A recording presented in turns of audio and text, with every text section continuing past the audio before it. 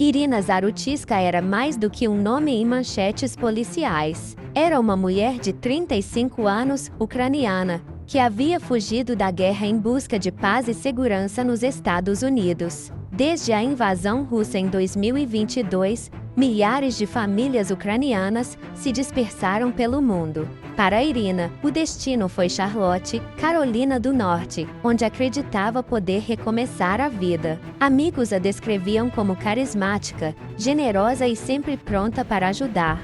Antes da guerra, trabalhava na área de administração e sonhava em consolidar uma carreira estável fora da Ucrânia. Nos Estados Unidos da América, começou a reconstruir os laços sociais, participando de grupos de refugiados e comunidades locais. O sonho era simples: viver em paz, trabalhar duro e talvez trazer familiares para perto no futuro. A tragédia que interromperia sua vida ocorreu de forma tão brutal que parecia impossível de compreender.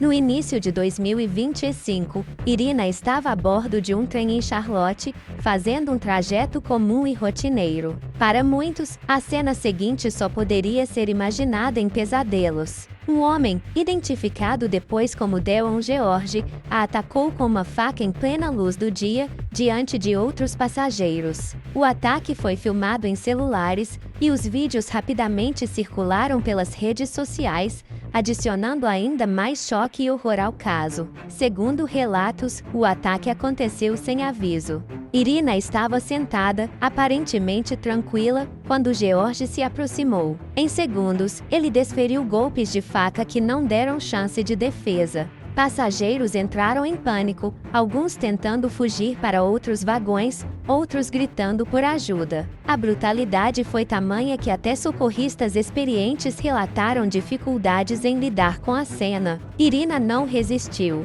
O trem foi parado emergencialmente, e a polícia foi chamada. O agressor foi contido, mas o trauma coletivo já estava instaurado.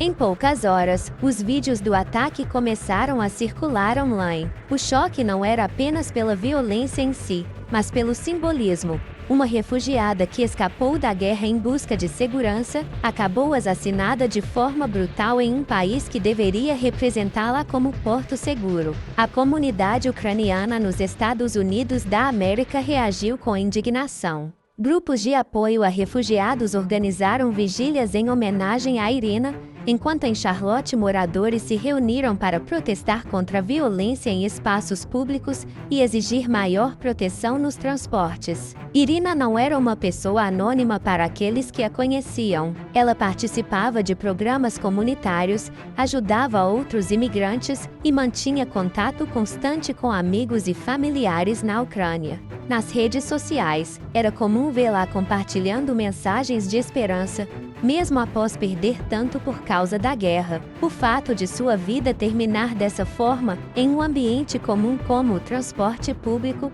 levantou reflexões dolorosas.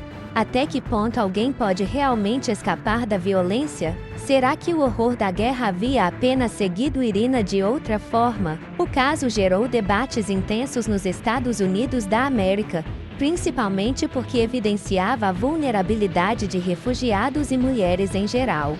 A mídia ressaltou a ironia cruel de uma mulher que sobreviveu a bombardeios e destruições na Europa, apenas para ser morta em um espaço público de um dos países mais desenvolvidos do mundo. Autoridades locais foram pressionadas a rever medidas de segurança em trens e ônibus. Passageiros exigiram mais câmeras, maior presença policial e protocolos mais rígidos para situações de emergência. Mas, para os que conheceram Irina de perto, nenhuma medida seria suficiente para apagar o fato de que uma vida cheia de esperanças foi abruptamente interrompida. Com Deon George sob custódia, a cidade de Charlotte e o mundo aguardavam ansiosamente os próximos passos do processo judicial. Para muitos, o julgamento não seria apenas sobre a responsabilidade criminal de um homem, mas também sobre a capacidade do sistema em oferecer justiça a uma vítima que simbolizava esperança e resiliência.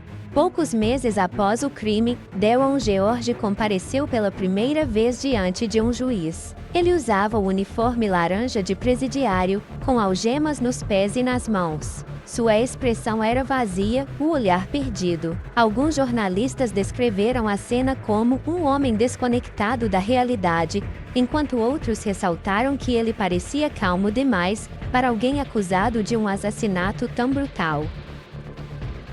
A promotoria apresentou a acusação formal de homicídio em primeiro grau, destacando que o ataque foi premeditado e intencional. A defesa, por sua vez, sinalizou que trabalharia na linha de insanidade mental, alegando que George sofria de distúrbios psiquiátricos graves que comprometiam sua capacidade de entender a gravidade de seus atos. Durante as audiências preliminares, o júri e o público puderam ter acesso às provas reunidas pela acusação.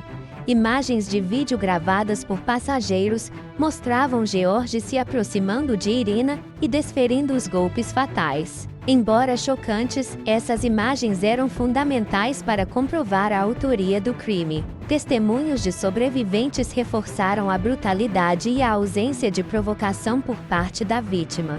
Várias pessoas afirmaram que Irina não conhecia George e que ele simplesmente a atacou de forma aleatória. Histórico criminal e médico de George foi apresentado para contextualizar seu comportamento. O promotor enfatizou que, apesar de ter problemas mentais, ele sabia diferenciar certo de errado e, portanto, era responsável por suas escolhas. A defesa insistiu na tese de insanidade. Psicólogos e psiquiatras contratados pelos advogados descreveram George como um homem com histórico de esquizofrenia não tratada, episódios de paranoia extrema e surtos violentos. Argumentaram que, no momento do crime, ele acreditava estar se defendendo de uma ameaça inexistente, fruto de alucinações. A promotoria, porém, rebateu com força. Especialistas do estado avaliaram George e concluíram que, embora sofresse de transtornos mentais, ele tinha plena consciência de seus atos. O fato de portar uma faca, escolher uma vítima e realizar o ataque em público indicava planejamento e não apenas um surto irracional. A cada sessão, o tribunal lotava com jornalistas, curiosos e membros da comunidade ucraniana. Familiares e amigos de Irina também compareciam, trazendo cartazes e fotos dela. Em muitos momentos, lágrimas tomavam conta do ambiente, especialmente quando os vídeos do ataque eram exibidos. A mídia explorava cada detalhe: o comportamento de George, as roupas dos advogados, as falas emocionadas da promotoria. Para os jornais ucranianos, o caso simbolizava a luta contínua de seus cidadãos, que mesmo ao buscar refúgio, ainda enfrentavam violência e injustiça. Alguns depoimentos foram particularmente marcantes. Uma passageira contou que, após o primeiro golpe, Irina tentou se levantar, mas foi imediatamente derrubada por George, que continuou o ataque até ser contido. Outro passageiro relatou o pânico coletivo. Todos gritavam, tentavam correr para o outro vagão, mas parecia que estávamos presos em um pesadelo. Esses relatos reforçaram a imagem de um crime cruel, sem qualquer chance de defesa para a vítima. Durante o julgamento, líderes da comunidade ucraniana foram autorizados a prestar declarações. Um dos discursos mais emocionantes veio de uma amiga de Irina, também refugiada, que disse: ela sobreviveu a bombas, sirenes e noites sem dormir em abrigos na Ucrânia. Veio aqui para viver em paz. E ainda assim, foi assassinada de maneira bárbara. Precisamos de justiça, não só por ela, mas por todos nós que acreditamos neste país como um lar seguro. Essas falas emocionaram o júri e colocaram ainda mais pressão sobre o tribunal para dar uma resposta contundente. O maior dilema era decidir se Deon George agiu de forma consciente ou se estava completamente dominado por um transtorno mental. Nos Estados Unidos da América, a defesa por insanidade só é aceita em casos extremos, quando há provas claras de que o acusado não tinha qualquer noção da realidade no momento do crime. A promotoria trabalhou para mostrar que George sabia exatamente o que estava fazendo. Ele carregava uma faca, escolheu uma vítima desarmada e atacou repetidamente, mesmo após a primeira reação da vítima. Isso, segundo os promotores, era evidência de intenção criminosa. A defesa, por outro lado, enfatizou que George não tinha motivo aparente para o ataque, o que reforçava a hipótese de um surto psicótico. Mais do que determinar a culpa de George, o julgamento se transformou em um símbolo de debates sociais. Ele levantou questões sobre o abandono de pessoas com transtornos mentais, sobre a vulnerabilidade de refugiados e sobre a segurança em espaços públicos. Também expôs a linha tênue entre responsabilizar alguém por seus atos e reconhecer a influência devastadora de doenças psiquiátricas não tratadas. O Tribunal de Charlotte chegou ao momento mais aguardado do julgamento, o veredicto. Depois de semanas de depoimentos, exibição de provas, discussões técnicas e emocionais, o destino de Deon George estava nas mãos do júri. A cidade, os Estados Unidos e até a Ucrânia acompanhavam com expectativa, já que o caso havia transcendido as fronteiras locais e se transformado em um debate internacional sobre justiça, segurança pública e dignidade humana. O júri era composto por 12 cidadãos comuns, que passaram dias ouvindo argumentos da defesa e da acusação. Sua missão era decidir se George era culpado de homicídio em primeiro grau ou se deveria ser considerado inocente por insanidade mental. A decisão não era simples. De um lado, um crime bárbaro filmado em vídeo, que deixava pouca margem de dúvida quanto à autoria. De outro, laudos médicos que apontavam para transtornos psiquiátricos graves no acusado. Os jurados foram instruídos pelo juiz a avaliar não apenas as provas físicas, mas também a capacidade mental de George no momento do crime. Nos Estados Unidos, a alegação de insanidade só é aceita em circunstâncias extremas, quando fica provado que o réu não compreendia a natureza ou a consequência de suas ações. Após 3 dias de deliberação, o júri retornou ao tribunal. O silêncio era quase absoluto quando o porta-voz anunciou: culpado de homicídio em primeiro grau. A sentença foi recebida com lágrimas e aplausos contidos na galeria. Familiares e amigos de Irina se abraçaram, muitos chorando de alívio. Para eles, aquele momento representava justiça, ainda que parcial, pois nada traria Irina de volta. George permaneceu impassível, sem demonstrar emoção ao ouvir o resultado. Sua defesa apenas balançou a cabeça, já prevendo os recursos que tentariam interpor. Com o veredicto de culpa, a próxima etapa era definir a sentença. A promotoria pediu prisão perpétua sem possibilidade de liberdade condicional, destacando a brutalidade do crime, a ausência de arrependimento e o risco que George representava para a sociedade. A defesa, por sua vez, tentou amenizar a pena, insistindo que, apesar do veredicto, o estado de saúde mental do réu deveria ser levado em conta. Alegaram que ele precisava de tratamento psiquiátrico intensivo em vez de passar o resto da vida em uma prisão comum. O juiz, no entanto, foi firme. Condenou George à prisão perpétua sem direito a condicional, determinando que cumprisse a pena em uma penitenciária de segurança máxima, com acompanhamento psiquiátrico limitado. A sentença foi manchete em jornais nacionais e internacionais. Para a Ucrânia, a decisão representava uma vitória moral. Em Kiev, o Ministério das Relações Exteriores emitiu nota agradecendo ao sistema judicial americano pela resposta firme.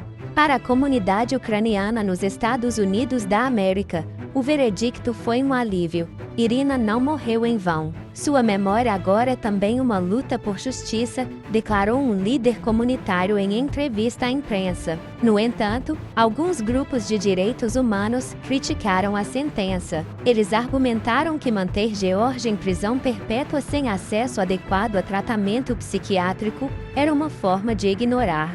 O veredicto que condenou Deon George à prisão perpétua encerrou um capítulo doloroso para a cidade de Charlotte. Mas o caso de Irina Zarutyska seguiu vivo na memória coletiva. Não se tratava apenas da história de uma mulher brutalmente assassinada em um trem, mas de um símbolo de como a violência e a vulnerabilidade podem atravessar fronteiras, até mesmo quando alguém busca refúgio em terras distantes. O impacto de sua morte reverberou em diferentes esferas, comunitária, política, cultural e até diplomática. Logo após a sentença, a comunidade ucraniana organizou diversas vigílias em memória de Irina. Em Charlotte, centenas de pessoas se reuniram em praças públicas com velas, bandeiras da Ucrânia e cartazes com mensagens como Justice for Irina e She Escaped War, but not violence. Essas cerimônias não eram apenas atos de luto, mas também de resistência, lembrando que a tragédia individual de Irina representava a de milhares de refugiados espalhados pelo mundo. Na Ucrânia, sua história também ganhou notoriedade. Programas de transmissão vertical e jornais destacaram a crueldade do crime, ressaltando como mesmo em países considerados seguros, refugiados podem estar expostos a riscos. Em Kiev, uma missa foi celebrada em sua homenagem, com participação de famílias deslocadas pela guerra. O assassinato dentro de um trem lotado despertou discussões profundas sobre a segurança em transportes públicos nos Estados Unidos da América. Autoridades locais passaram a considerar medidas como aumento da presença policial em trens e estações de maior movimento, instalação de câmeras adicionais nos vagões para monitoramento em tempo real, treinamento de funcionários para agir em emergências violentas. Especialistas, no entanto, alertaram que essas medidas seriam apenas paliativas. O verdadeiro desafio estava em lidar com pessoas com histórico de agressividade e transtornos mentais graves. Talvez o legado mais importante do caso tenha sido a forma como ele expôs falhas no tratamento de saúde mental nos Estados Unidos da América. Deon George já apresentava sinais de instabilidade muito antes do crime. Havia registros de comportamento agressivo, relatos de paranoia e dificuldades de adaptação. Ainda assim, ele circulava livremente, sem acompanhamento ou supervisão. Após a sentença, políticos estaduais e federais usaram o caso como argumento para reforçar a necessidade de investimentos em programas de prevenção, diagnóstico e acompanhamento psiquiátrico. Para alguns, manter pessoas instáveis fora do radar institucional era como uma bomba relógio prestes a explodir. Para refugiados de diferentes países, especialmente os ucranianos, a morte de Irina trouxe sentimentos contraditórios. Por um lado, havia medo. Se uma mulher que buscava paz pode ser assassinada de forma tão aleatória, até que ponto estavam realmente protegidos? Por outro, havia solidariedade. A história de Irina foi usada como exemplo da necessidade de garantir segurança, acolhimento e respeito aos que deixam suas casas por causa da guerra. Organizações não governamentais que trabalham com refugiados passaram a incluir o nome de Irina em campanhas por mais proteção e direitos. Sua memória se tornou bandeira para reivindicar melhorias em políticas migratórias e programas de integração. Além do impacto político, o caso inspirou obras artísticas e documentais. Jornais investigativos produziram reportagens especiais, explorando o contraste entre a vida cheia de esperança de Irina e sua morte trágica. Produtores independentes anunciaram planos para um documentário, enquanto escritores locais começaram a incluir sua história em livros sobre violência urbana e imigração. Esse movimento transformou Irina em um símbolo cultural. Não apenas mais uma vítima de homicídio, mas um ícone de resistência e memória. Nada disso, no entanto, poderia preencher o vazio sentido por amigos e familiares. Para eles, cada notícia, cada homenagem, cada ato político trazia um misto de orgulho e dor. Orgulho de ver Irina lembrada e honrada, mas dor por saber que ela não estava mais ali para ver. Uma amiga próxima, em entrevista emocionada, resumiu o sentimento. Irina sempre dizia que queria apenas viver em paz. Agora, sua ausência é uma ferida aberta, mas também uma mensagem ao mundo.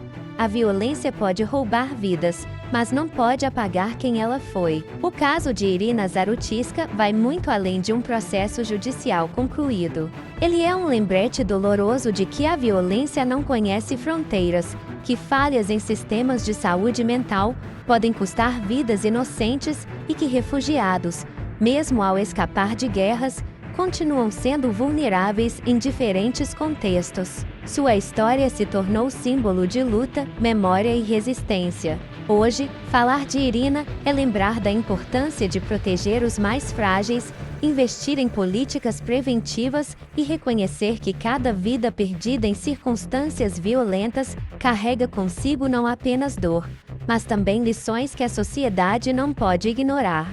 No fim, o legado de Irina não é apenas o de uma vítima, mas o de alguém que, mesmo na morte, continua inspirando mudanças.